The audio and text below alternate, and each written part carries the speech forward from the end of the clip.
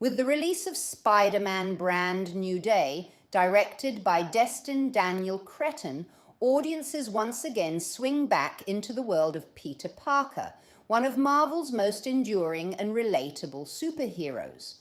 Played once again by Tom Holland, alongside Zendaya as MJ and Jacob Batalon as Ned Leeds, Peter faces new dangers, difficult decisions and, as always, the challenge of living two lives at once. Although the film promises spectacular action, dangerous villains and breathtaking web-slinging sequences, it also returns to one of the oldest questions in the Spider-Man universe. How do you save the world without losing yourself? Spider-Man has always stood out from other superheroes because, unlike many comic book legends, he never asked for fame. Bruce Wayne hides inside Batman because he has the resources to disappear. Tony Stark eventually tells the world, "I am Iron Man," and embraces celebrity.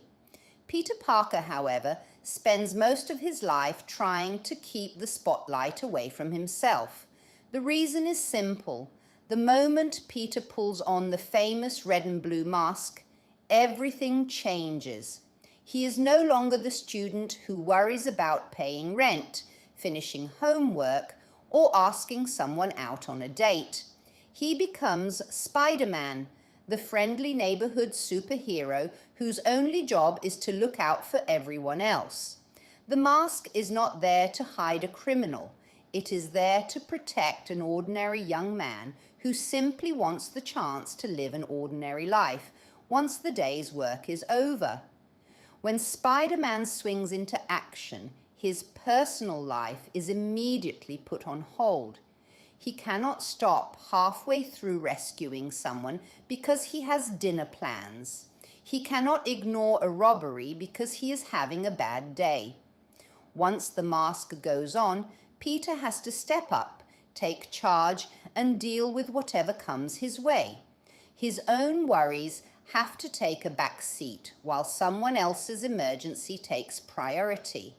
Then, once the villains have been defeated and the city is safe again, Peter would like nothing more than to switch off, head home, and simply be himself. Unfortunately, life rarely works out that neatly. Throughout Spider-Man's history, Peter is constantly called away from birthdays, dates, family dinners, and important conversations because someone needs help. Friends think he has stood them up. Teachers believe he is unreliable. Employers think he cannot keep a job. Nobody sees the invisible battle taking place behind the scenes because nobody knows what really happened. And no one takes the time to actually really see him or connect the dots. That is the price of a secret identity. Without his mask, Peter Parker would instantly become one of the world's most recognizable VIPs. Every shopping trip would turn into a public appearance. Every holiday would attract photographers. Every opinion would make headlines. More importantly, every person he cared about would immediately become vulnerable. Villains would no longer need to search for Spider-Man. They would simply wait outside Peter Parker's front door. His mask does something remarkable. It separates the person from the profession. In many ways, this separation is something all of us experience, although perhaps not quite so dramatically. Think about your own life. The version of yourself that turns up at work is probably not exactly the same as the one who walked out of home or that sits around the dinner table with family. The way you speak to your closest friends is different from the way you speak during a job interview. Teachers become educators in the classroom. Parents become protectors at home. Doctors become calm decision makers in hospital. And police officers often have to stay composed even during moments of crisis. None of these people are pretending. They are simply bringing forward the part of themselves that the situation requires. Spider-Man simply happens to wear a mask while doing it. However, keeping two lives completely separate is exhausting. Imagine constantly checking what you say in case you reveal too much. Imagine inventing excuses every time you disappear unexpectedly. Imagine remembering who knows which version of the truth.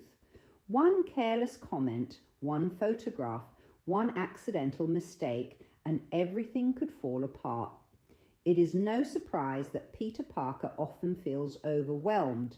Keeping an important secret demands enormous mental energy. Psychologists sometimes refer to this as emotional load or cognitive burden. A person carrying a significant secret is not simply remembering information. They are continuously monitoring conversations, anticipating questions, avoiding certain topics, and worrying about possible consequences if the truth comes out. A life of deflecting and keeping up with the excuses. Over time, this can become exhausting. Real life offers many examples. People may keep family problems private, hide financial difficulties, struggle silently with anxiety, or avoid talking about painful experiences because they fear being judged. Others carry responsibilities that they cannot discuss because confidentiality is part of their profession. Doctors cannot talk about patients. Lawyers cannot reveal private legal information. Psychologists, perhaps, carry one of the greatest responsibilities of all. Every day, people walk into a therapist's office carrying experiences they have never shared with anyone else. They may have spent years bottling things up, putting on a brave face, and convincing everyone that everything is fine. Outwardly, they appear calm and successful. Inwardly, they may be carrying enormous emotional weight. The therapist's consulting room becomes a place where, for perhaps the first time, the person no longer has to keep everything together. Yet this also means that they kind of unburden with the therapist. Contrary to popular belief, seeing a therapist is not a sign that someone is falling apart. In many cases, it is quite the opposite. It is a way of making sure that life's pressures do not become too heavy to carry alone. Speaking openly allows people to sort through their thoughts, work through difficult emotions, and come up with healthier ways of coping with everyday life. Even Spider-Man might benefit from such a conversation. After all, Peter Parker has experienced loss, grief, loneliness, impossible responsibility, and constant pressure to make the right decision. Like many people, he often carries the belief that he must solve every problem on his own. Yet one of the strongest messages modern psychology teaches us is that resilience does not mean facing everything alone. Sometimes the strongest people are those willing to reach out for support. This may also explain why Spider-Man continues to resonate so deeply across generations. Children admire his powers. They dream of climbing walls, shooting webs, and swinging between skyscrapers. They put on the famous mask and instantly feel braver. Adults see something different.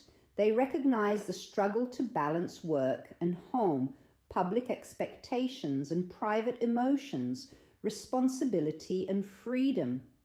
They understand what it feels like to put on a smile or a brave face before walking into work, even after a sleepless night, or to support other people while quietly dealing with personal challenges of their own. Perhaps this is why Spider-Man has never really been about superpowers. His greatest battle is not against Green Goblin, Dr. Octopus, Venom, or any other famous villain. His greatest battle is making sure that one part of his life does not completely take over the other. The final lesson of Spider-Man, Brand New Day, is therefore surprisingly human. Peter Parker does not dream of becoming more famous. He does not want to be remembered as the greatest superhero who ever lived. He simply wants to do the right thing, look out for the people who need him, hang up the suit at the end of the day, and go home to the ordinary life that gives everything else meaning. As Uncle Ben's timeless lesson reminds us, with great power comes great responsibility. But perhaps there is another lesson hidden beneath the mask. With great responsibility also comes the need to take care of yourself. Only by protecting both his public mission and his private life can Peter Parker continue to be the hero that New York, and perhaps all of us, need. Questions. Listen to the questions and record your answer on your device. Then listen to yourself speak in English. Don't like your answer? Not to worry. Simply delete and do it again until you're happy with your English. And remember, practice makes perfect. Part A, questions according to the text 1. Who directed Spider-Man, Brand New Day, and which actors play Peter Parker, MJ, and Ned Leeds? 2. According to the text, why has Spider-Man always stood out from many other superheroes? 3. What does Peter Parker leave behind when he puts on the Spider-Man mask? 4.